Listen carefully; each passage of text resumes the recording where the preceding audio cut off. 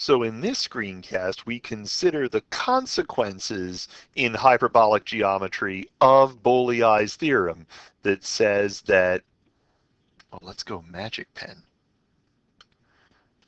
Bolyai's theorem says that if two triangles have the same defect, then they are scissors congruent. And that has astonishing consequences for us as geometers. That is a big, big deal. That means things going forward. For example, and I'll ask you to read the proof in your text, it means that area is proportional to defect for every triangle in hyperbolic geometry. Area is proportional to defect. In most textbooks that I'm aware of, they just let k equal 1 and say that area is defect. It is not like the value of k matters. It doesn't. We just say that area is proportional to defect because that's what we can prove, but there is no, oh, the value of k is. We just know that area is proportional to defect. It also means that if the area of triangle ABC equals the area of triangle DEF, then triangle ABC is scissors congruent to triangle DEF. And that is true in hyperbolic geometry. I mean, it's true in Euclidean geometry. This is a neutral result. But here's the real kicker.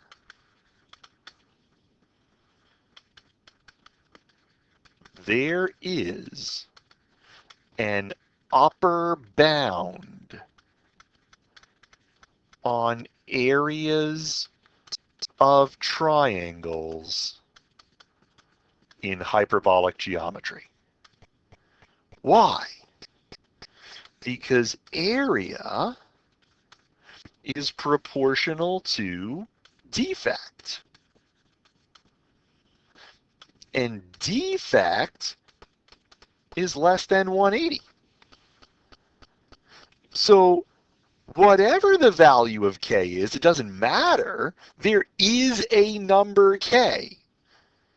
And whatever that number k is, times 180, that's an upper bound on what the area of a triangle can be. And this is a very not Euclidean idea. In Euclidean geometry, I can make a figure whose area is as big as I choose. And I can do that because of how rectangles tessellate the plane. But in hyperbolic geometry, there is a limit. There is an upper bound. There is a number beyond which areas cannot go. You cannot make triangles arbitrarily large in area in hyperbolic geometry, which is bizarre because you can make segments arbitrarily large. Do you want a segment to have a length of 11 billion? Great. Do you want a segment to have 3 bazillion? Great. But there's a number beyond which areas cannot go. And that is something that we'll jump on when we get to the examples. So there are some similarities, that's a bad pun in hyperbolic geometry. There are some similarities between area in hyperbolic geometry and area in Euclidean geometry, but the fundamental understanding that you have is not going to fly in this world. All right, next up, some examples.